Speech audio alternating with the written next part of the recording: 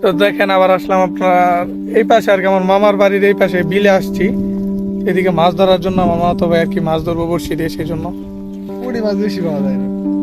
এইদিকে বড় মাছ নাই, তা খালি পুটি উঠে খায়, তাহলে খালি পুটি উঠে খায়, পুটি। কম ধরে না, ধরবো কেন? তুমি দেওয়া লেগে রুটি দশটা রুটি দিয়ে কি বড় মাছ পাওয়া? এই দেখে এই যে এই মাছ কালার ডাইল খাস না, এই যে কালার ভিতরে, এই যে এটার ভিতরে বেশি হয় মাছ কালার ডাইল। তো দেখেন এই যে একটা এটার ভিতরে ডাল হয় এক ধরনের, মাসকালাই ডাল।